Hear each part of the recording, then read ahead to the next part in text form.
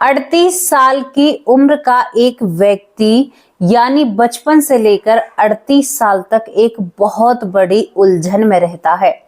उलझन क्या होती है कि मैं यहाँ का नहीं हूँ, मैं कहीं और का हूँ और मैं यहाँ पर नहीं रहूंगा। लेकिन घर वाले भी इतने जुबान के पक्के निकले, 38 साल तक इस लड़के को कहीं जाने नहीं दिया। और 38 साल का ये यानी अब मैं इसको बच्चा तो नहीं कह सकती, 38 साल इनकी आज उम्र है। और ये आज जब ऐसी बातों के राज खोलते हैं तो लोगों के पैरों तले जमीन खिसक जाती है। दोस्तों, हम आमतौर पर पुनर्जन्म की घटनाएं लेकर आते हैं जिसमें बच्चे को बचपन से ही परेशानियां होने लगती हैं। 4-5 साल में वो अपने बीते यानी पिछले घर को ढूंढ लेता है। लेकिन इस कहानी में कुछ हटके है। इस कहानी में हटके है क्या मैं बताऊं आपको, जो अब समय चल रहा है, इन लोगों को अपना परिवार मिलता है। इनके खुद के जो परिवार के सदस्य हैं, 2023 में इनकी मुलाकात होती है या नहीं होती। अब तक इसने अपने घर को ढूंढने की कोशिश क्यों नहीं की? और फिर ये कैसे अपने उस परिवार से मिला जिसके बारे में जिक्र करता है? क्यों इसने 38 साल की उम्र तक भी शादी नहीं की? घर वाले मेहनत कोशिश कर करके परेशान हो जाते हैं, बेटा शादी कर ले, लेकिन 38 साल के इस व्यक्ति ने आज तक भी शादी नहीं की है। जब आपको बताऊंगी शादी क्यों नहीं की है तो आप भी हैरान हो जाओगे, ऐसा कैसे हो सकता है? ऐसा ही हुआ है। बहुत ही रोचक घटना है। आज तक हम बच्चों की घटनाएं आप लोगों के सामने लेकर आए थे, लेकिन आज एक जवान व्यक्ति जिसे आज तक भी अपना बीता हुआ कल याद है और आज तक भी बीते हुए कल के कुछ चीजों के साथ ये व्यक्ति चलना चाहता है। इस घटना को आपको जानना है, सच्ची घटना है, रोचक घटना है, तो आपको हमारे साथ हरियाणा का विधानसभा क्षेत्र, जहां पर असनद और असनद के पास यहाँ पर एक गांव पड़ता है, जयसिंहपुरा गांव। जयसिंहपुरा गांव में 1986 में एक लड़के का जन्म होता है। जन्म होते ही इस लड़के को पूरा परिवार खुश हो जाता है क्योंकि घर में 2 बेटे हो चुके थे। अब यहाँ पर इस लड़के का जन्म होता है। जन्म के साथ साथ ये लड़का अब बड़ा होने लगता है। बड़ा होने के साथ साथ ये लड़का बहुत सारी उखड़ी उखड़ी बातें करता है।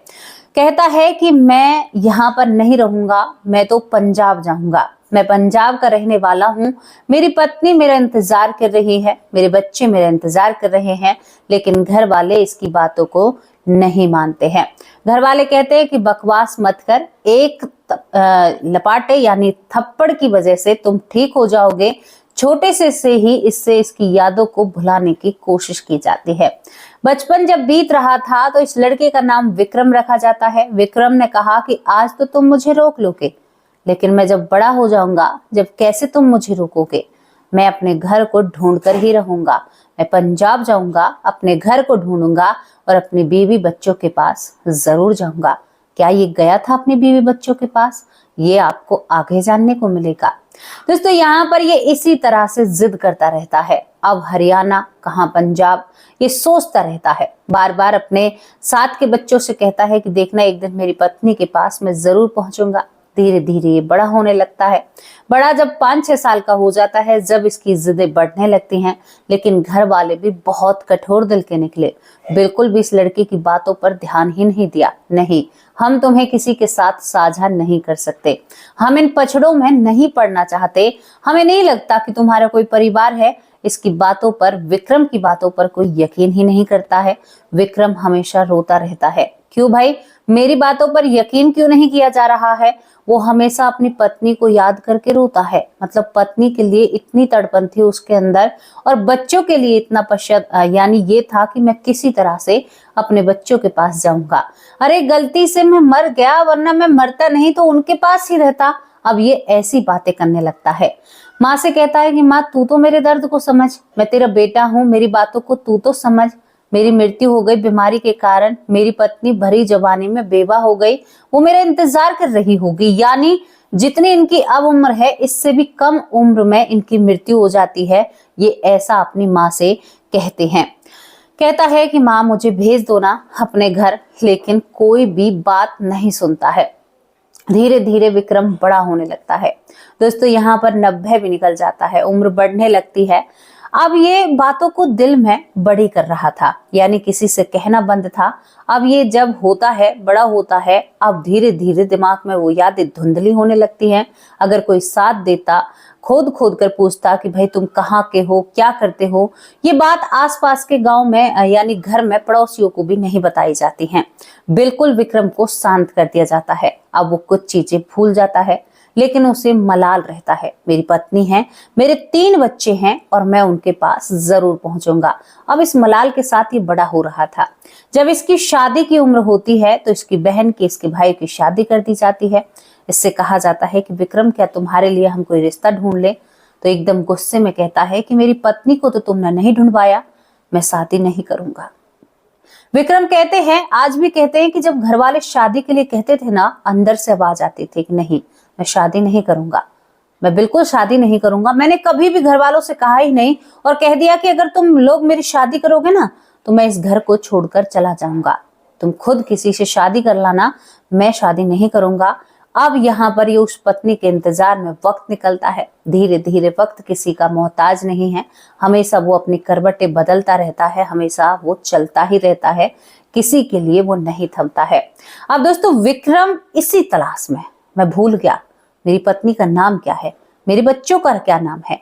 अब यहाँ पर ये इसी तरह से सब कुछ करता रहता है। अब दोस्तों, ये कई दोस्त इसके होते हैं। यूट्यूब, सोशल मीडिया का जमाना है। 2023 आ जाता है। इसने अपनी हार नहीं मानी थी। क्या ये अपने उस परिवार से मिल पाया? ये भी बहुत जानने वाली बात है। ये इसी तरह से आगे बढ़ रहा था। आगे बढ़ते बढ़ते घर वाले कह कहकर थक जाते हैं, बेटा शादी कर ले, बेटा शादी कर ले, लेकिन ये शादी नहीं करता है। अब यहाँ पर इसका एक सोशल मीडिया पर ये एक इंटरव्यू देता है।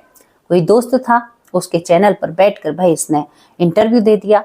अब ये चैनल पर बैठा हुआ कुछ भी जिक्र नहीं करता है। दोस्त से पहले ही कह दिया था कि ये तो वीडियो हर जगह जाती है, जरूर मेरा परिवार इन्हें जरूर देखेगा। अब दोस्तों, ये छोटी छोटी जानकारी उस इंटरव्यू में देता है। 2023 का इंटरव्यू होता है और उस इंटरव्यू की क्लिप में ये अपना नंबर भी डालता है कि अगर कोई मुझे जानता है तो ये मेरा नंबर है। दोस्तों, यहाँ पर ये उस इंटरव्यू में कहता है कि 1985 में मेरी मृत्यु हुई थी। पंजाब के एक राज्य का नाम लेता है, यानी पंजाब के नाम लेता है वहां पर, और बताता है कि 1985 में मेरी मृत्यु हुई थी। मेरी जो मृत्यु होती है वो बीमारी के कारण होती है। मेरी पत्नी ऐसी है, पूरा नैन नक्श उसका लफ्जों में ही बयां कर देता है। अपना नंबर डाल देता है कि अगर इस तरह की बातें किसी से मिलती हैं तो जरूर मुझे संपर्क करें, क्योंकि ये चीजें मुझे रात को सोने भी नहीं देती हैं। मुझे मेरे बच्चे दिखाई देते हैं, मेरी पत्नी की आवाज मुझे सुनाई देती है, मेरी पत्नी मुझे पुकारती है सपने में। अब यहाँ पर धीरे धीरे वक्त निकलता है। इंटरव्यू दे दिया था, घर वालों ने काफी डांट लगाई, भाई तुमने ऐसा क्यों किया? इतने दिनों से हमने छुपा कर रख रखा था और तुमने सब बर्बाद कर दिया, तुम ऐसा कैसे कर सकते हो? विक्रम कहता है कि मुझे भी मेरे सवालों के जवाब चाहिए, मैं ऐसे नहीं जी सकता जैसे आप मुझे जीने के लिए कह रहे हैं। लेकिन दोस्तों, विक्रम का जो नंबर उस वीडियो पर लगा हुआ था, तभी उस नंबर की घंटी बजती है। घंटी बजते ही विक्रम उस फोन को उठाता है। विक्रम कोई आज इतना करोड़पति नहीं है, लेकिन अच्छी खासी जिंदगी चल रही है। फोन को उठाते ही दूसरी तरफ से आवाज आती है। 2023 की बात होती है। पापा, मैं आपका बेटा बोल रहा हूँ। विक्रम एकदम से शांत हो जाता है। मेरा बेटा? क्या तुमने मेरी पूरी कहानी देखी, वीडियो देखी? हाँ पापा, माँ आपसे बात करना चाहती हैं। यहाँ पर वो माँ भी, यानी इनकी पत्नी, पिछले जन्म की पत्नी जीवित थी। तभी यहाँ पर एक बहुत ऐसा फोटो इसके पास भेजा जाता है जो बिल्कुल इसी की तरह का था, यानी बिल्कुल इसी की तरह का था। और यहाँ पर इस फोटो को देखकर ये हैरान हो जाता है, ये तो मैं ही हूँ, बिल्कुल सेम मेरी जैसी स्कल है। अब ये बात घर वालों को पता चलती है। घर वाले विक्रम को डांटते हैं, धमकाते हैं, नहीं अब दोबारा उस फोन को नहीं उठाएगा। उधर दूसरी तरफ से वो बच्चे कहते हैं कि हमें आपसे मिलना है, आप पता दीजिए, इसने वीडियो में पता नहीं दिया था। ये कहता है कि हमें आपसे मिलना है, और ये कहते हैं विक्रम ने, अब विक्रम के घर वालों ने बिल्कुल कह दिया था कि अगर तुमने फोन को उठाया तो हमसे बुरा कोई नहीं होगा।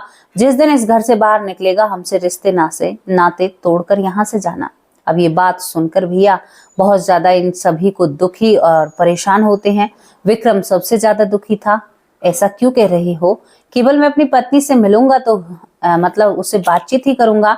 तभी एकदम गुस्से में कहता है कि तभी तो मैंने शादी नहीं की, मैं अपनी पत्नी के लिए शादी नहीं कर सकता, उसके साथ बेईमानी होगी ना। यहाँ पर घर वाले कहते हैं कि मूर्ख, तो ये तो देख उसकी उम्र क्या होगी और तेरी उम्र क्या होगी, तू उसके लिए बैठा है।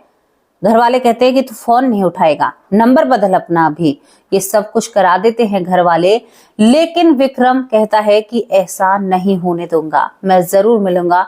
लेकिन दोस्तों, विक्रम घर वालों के दबाव के कारण आज भी उस परिवार से नहीं मिल पाया है। लेकिन अब उसने एक इंटरव्यू में कहा है कि मैं अब अपने परिवार से जरूर मिलूंगा, अपनी पत्नी, अपने बच्चों से जरूर मिलूंगा, क्योंकि मेरे बच्चे बहुत रोए हैं मेरे लिए फोन पर और मेरा दिल भर आया, मैं उन्हें कैसे छोड़ सकता हूँ। ये थी विक्रम की वो पुनर्जन्म की कहानी, जिसे सुनकर बहुत हैरानी होती है, क्योंकि जवानी में भी यानी इस अवस्था में भी जो उनकी अब उम्र है, और ये कहता है कि मैं पंजाब का हूँ पीछे से, तो जो उम्र है इस उम्र में भी इनको सारी बातें याद हैं। हालांकि कुछ केसों में देखा गया है कि करीबन 20-22 साल के बाद पुनर्जन्म की यादें धुंधली होने लगती हैं, बीते जन्म की बातें, और वो बातें याद ही नहीं रह पाते हैं। लेकिन विक्रम कहते हैं कि मुझे आज भी याद है, लेकिन मैं गांव का नाम याद नहीं कर पाता हूँ। लेकिन विक्रम कहता है कि मैं आप लोगों के साथ वीडियो बनवाने के लिए तैयार हूँ और मैं आप लोगों को वहां पर लेकर जाऊंगा जहां पर मेरे बच्चे रहते हैं, मेरे पिछले जन्म की पत्नी रहती है, और मैं कोई झूठ नहीं बोल रहा, मैं सत्य बोल रहा हूं। तो सुनो मेरे भाई, ये वो घटना है जो यहाँ पर अब फिलहाल में हाल ही में चल रही है। जिनको यकीन ना हो तो आप विक्रम से मिल सकते हैं, उनसे बातचीत कर सकते हैं। ये है वो सच्ची घटना। अब इस पर अपनी क्या प्रतिक्रिया दोगे, क्या कहोगे, ये आपकी राय है, और आपकी राय हमारे लिए बहुत जरूरी होती है। अब बताइए ये घटना कैसी लगी आप लोगों को, कितना अच्छा लगा इस घटना के बारे में जानकर, वो भी अपनी बातें कमेंट बॉक्स के जरिए मुझ तक जरूर पहुंचाते रहा कीजिए, क्योंकि मुझे बहुत अच्छा लगता है परिवार की राय जानकर। मुझे लगता है कि शायद मैं कुछ अच्छी दिशा में काम कर रही हूँ। बहुत दिल खुश होता है परिवार की बातों को जानकर। वैसे आप सभी ठीक हैं, अपनी सेहत के बारे में भी और अपना ख्याल रखा कीजिए, टाइम पर दवाई और टाइम पर अपना खाना पीना कीजिए, ताकि आपकी सेहत तंदुरुस्त रहे, अच्छी रहे, और आप अच्छा कुछ समाज के लिए कर पाए। चलिए अब परिवार की बारी है। सुरेंद्र पाल कौर मेरी बहुत अच्छी बहन है, 2 दिन से गायब थी, लेकिन आज इनका कमेंट आया। विदेश में रहती हैं, बहुत अच्छे कमेंट करती हैं। केबी ज्यादा राजकोट बहुत अच्छे भाई हैं। अलीगढ़ यूपी से धर्मेंद्र कुमार यादव, बहुत बहुत धन्यवाद। अच्छा, आप अलीगढ़ से हमें देखते हैं, बहुत बहुत धन्यवाद भाई आपका। मधु उपमन माँ जो मुझे मथुरा से देखती हैं, कैसी हो प्यारी माँ, आप ठीक हो? बबीता रानी दिल्ली से, बबीता सिंह दिल्ली से मेरी बहुत प्यारी बहन है, बहुत अच्छे कमेंट करती हैं और बहुत ही प्यारे कमेंट इनके होते हैं। विनोद पाटिल, बहुत बहुत धन्यवाद भाई, कैसे हो आप? संध्या महेंद्रगढ़ से हमारी बहन संध्या है, जो हमें महेंद्रगढ़ से देखती हैं। मंजू चौधरी, कैसी हो प्यारी बहन? बहुत अच्छा लगता है आपके कमेंट को पढ़कर, आप बहुत साथ निभाती हो और कभी कभी तो सबसे पहला कमेंट आपका ही होता है। प्यारे बच्चे कैसे हैं? ठीक हैं। यहाँ पर एस कुमार, बहुत बहुत धन्यवाद भाई, कैसे हो आप?